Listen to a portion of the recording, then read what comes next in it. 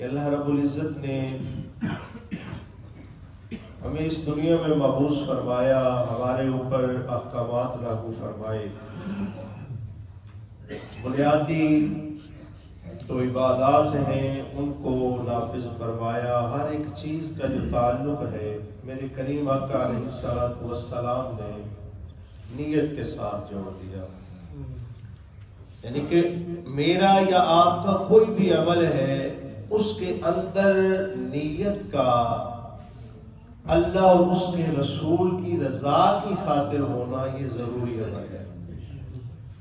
ایک تمثیل سے آگے بڑھنے کی کوشش کرتا ہوں کہ اگر ایک شخص احد پہاڑ کے برابر سونا تقسیم کر دے لیکن اس کی نیت اللہ اور اس کے رسول کی رضا نہ ہو، خالصتاً اللہ اور اس کے رسول کی رضا نہ ہو، صرف اور صرف دنیا کا دکھاوا ہو، تو وہی احد پہاڑ جتنا جو سونا ہے اس کے لیے اجر و ثواب کا باعث نہیں بنے گا بلکہ وبال جان بن جائے گا۔ یعنی کہ سارا کا سارا دیا ہوا جو مال ہے وہ سارا کا سارا رائے گا اور ضائع ہو جائے گا۔ چونکہ اللہ کی بارگاہ میں ہمارے وہ ساری کی ساری جو قربانیاں ہیں، صدقات و خیرات ہیں، اس سے قبل ہماری جو نیت ہے وہ رب کی بارگاہ میں پہنچتی ہے۔ ہر ایک عمل کا تعلق جو ہے وہ نیت کے ساتھ جوڑ دیا۔ تو اسی طریقے کے ساتھ جو اعتکاف ہے اس کا تعلق بھی میرے دوستوں بھائیوں خالصتاً اللہ اور اس کے رسول کی خوشنودی حاصل کرنا ہے، نہ کہ ہم یہ ذہن بنا کے بیٹھے کہ لوگ ہمیں کہیں گے کہ واہ بھائی واہ کیا بات ہے، فلاں نے اعتکاف کیا ہے۔ یہ کام نہیں، بلکہ اللہ اور اس کے رسول کی رضا حاصل کرنا اور یہ نیت کر کے بیٹھنا کہ میں نے جتنی بھی میرے اندر کمیاں ہیں، کوتاہیاں ہیں، ان کو میں نے دور کرنا ہے، ان کو میں نے دور کرنا ہے، جو غلطیاں ہیں ان کو درست کرنا ہے۔ اگر قرآن کی صحیح طرح سے تلفظ درست نہیں ہے، وہ ہمارے پاس یہ الگ بات ہے کہ پہلے ٹائم ہو یا نہ ہو، لیکن جب بندہ 10 دنوں کے لیے رب کی بارگاہ میں آ گیا، خالصتاً اللہ کی بارگاہ میں آ گیا، تو پھر ہمارے پاس اس چیز کا وقت ہوتا ہے کہ ہم اپنے تلفظ کو درست کریں، قرآن کو ٹھیک کریں، اس کے بعد جتنی بھی کمیاں کوتاہیاں ہیں ان کو دور کریں۔ ہمارے پاس یہ سنہری چانس ہوتا ہے، سنہری موقع ہوتا ہے۔ میرے دوستو بھائیوں، اب دیکھیے کہ اس کا ایک دن کا جو اعتکاف ہے، ایک دن جب بندہ اللہ کی بارگاہ میں بیٹھتا ہے، اعتکاف کرتا ہے اور اس میں نیت جو ہے وہ اللہ اور اس کے رسول کی رضا ہوتی ہے، تو اللہ خالق کائنات جہنم اور اس کے درمیان خندق سے زیادہ جو ہے وہ فاصلہ فرما دیتا ہے۔ اتنا بڑا اجر ہے، یہاں تک فرمایا گیا کہ جو انسان کے پچھلے گناہ ہوتے ہیں زندگی کے، اللہ خالق کائنات معاف فرما دیتا ہے۔ یہاں تک کہ فرمایا گیا کہ اللہ خالق کائنات اس بندے کو عمرے جتنا ثواب بھی عطا فرماتا ہے۔ اب یہ اتنی بڑی فضیلت ہے، لیکن معذرت کے ساتھ اگر ہم وہی کام غلط طریقے سے کریں گے، چونکہ امیر مجلس جو ہے ماشاءاللہ وہ اچھی طرح سے ڈیوٹی بھی سر انجام دیتے ہیں اور اچھے سے بچوں کو جو ہے وہ لے کر چلتے ہیں، مسائل پہ وہ گفتگو کرتے رہتے ہیں، لیکن چند ایک چیزیں جو میں بیسک اور بنیادی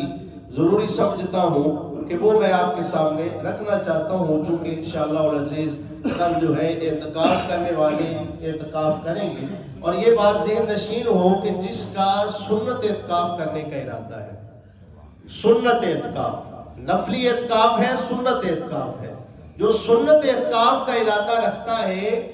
غروب آفتاب سے قبل، یعنی کہ جو ہمارا افطاری کا وقت ہوتا ہے اس سے 15 سے 20 منٹ پہلے جو ہے وہ اپنا مسجد کے اندر اپنا جو بستر وغیرہ ہے وہ لے کر تشریف لے آئے۔ اگر غروب آفتاب نکل گیا، ہم نے اس وقت کو نکال دیا، تو پھر ہمارا نفلی اعتکاف ہوگا، سنت اعتکاف نہیں ہوگا، یہ واضح رہے۔ اپنے تمام تر مصروفیات کو ترک کر کے کسی نے حجامت کروانی ہے، کسی نے خط بنوانا ہے،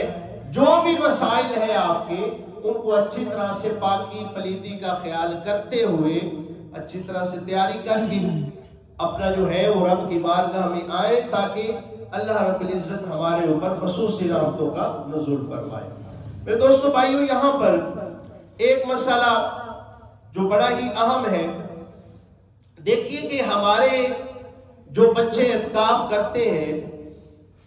تو اس کا مطلب یہ ہے کہ انہوں نے پیچھے سے جو رابطہ ہے وہ منقطع کر لیا، تعلق کو توڑ لیا، صرف اللہ کی بارگاہ میں آ گئے، اللہ کی بارگاہ میں انہوں نے دھرنا دے دیا۔ تو اب کیا ہے کہ ہم اپنی جو مراد ہے اس کو لے کر حاصل کر کے ہی اٹھیں گے، ٹھیک ہے؟ اس کے لیے جناب محترم ہمیں اپنا موبائل فون جو ہے وہ گھر پر ہی چھوڑنا ہے،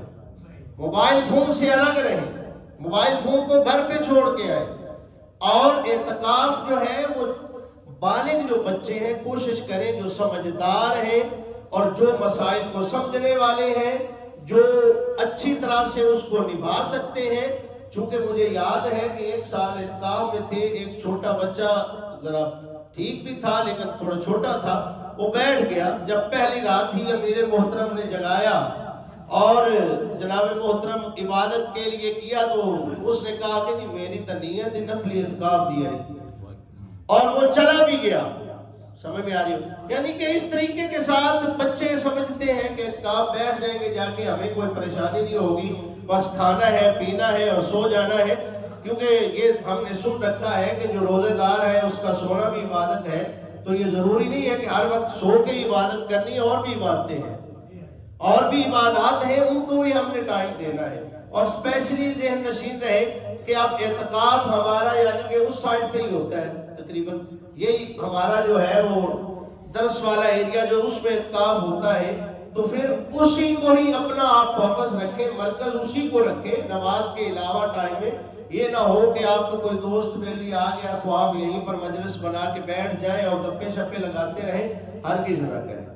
کوشش کریں کہ صرف اور صرف وہی آپ کا جو جگہ ہے اسی جگہ پر رہے، اور یہ ذہن نشین رہے کہ ہمارا جو ہے اعتکاف والوں کا جو سلسلہ ہے وہ جناب محترم جب ہم وضو کی طرف جاتے ہیں، یہاں تک فقہاء کرام فرماتے ہیں کہ اگر آپ کا پہلے سے وضو ہے تو پھر آپ نیا وضو کرنے کے لیے بھی نہ جائیں اگر آپ کو حاجت نہیں ہے، یہاں تک احتیاط بتائی گئی ہے۔ اور ہم اگر وہاں پر جناب محترم صابن اٹھا کے بیٹھ کے چہرے کو دھوئیں، اس طرح سے کام کریں تو اس چیز کی اجازت نہیں ہے، ٹھیک ہے جی؟ یہ کوشش کریں کہ مثال کے طور پہ یہ مسئلہ ہے کہ اگر کسی کی کوئی گھڑی وغیرہ ہی رہ جاتی ہے تو دوبارہ وہ نہ جائے اٹھانے کے لیے اعتکاف کرنے والا، بلکہ کسی اور دوست سے کہے کہ وہ گھڑی وغیرہ بھی اٹھوا لے۔ اور یہ ایک بڑا اہم مسئلہ ہے کہ اس کو کلیئر کر دیں کہ اگر اعتکاف کے اندر جوان بیٹھے ہیں، بالغ دوست ہیں، اور اگر کسی کو کوئی عارضہ لاحق ہو جائے، یعنی کہ بچہ کوئی بیٹھا ہے اعتکاف اور اس کے اوپر غسل فرض ہو جائے، تو اب یہ ذہن نشین رہے کہ آپ جہاں پر ہیں وہیں پر رہیں، مسجد کے اندر چلنا پھرنا آپ کے لیے منع ہے، مسجد میں چلنا پھرنا سخت منع ہے۔ آپ وہاں سے اٹھ کے ہرگز کہیں بھی نہ جائیں، اپنے ساتھ والے دوست کو اٹھائے، کیونکہ باقی جو چیزیں ہیں وہ سمجھا دی جاتی ہیں، لیکن یہ ذہن نشین رہے چونکہ وہاں سے آپ کا اٹھنا جو ہے وہ ناپاکی کی حالت میں جائز نہیں ہے۔ اس سے قبل آپ کوشش کریں گے کہ تیمم جو ہے وہ کریں، تیمم کرنے کے بعد یعنی ساتھ میں جو دوست ہے اس کو جگا دیں اور اس کو کہیں کہ مجھے وہ مٹی کا ڈھیلا لا کر دے، اس کے ساتھ آپ تیمم کریں۔ تیمم کرنے کے بعد آپ اپنی جگہ سے اٹھ سکتے ہیں، وگرنہ آپ اپنی جگہ سے اٹھ نہیں سکتے۔ اور یہ بڑی اہم بات ہے کہ اگر آپ دوستوں کی ایک رکعت بھی جماعت سے رہ گئی،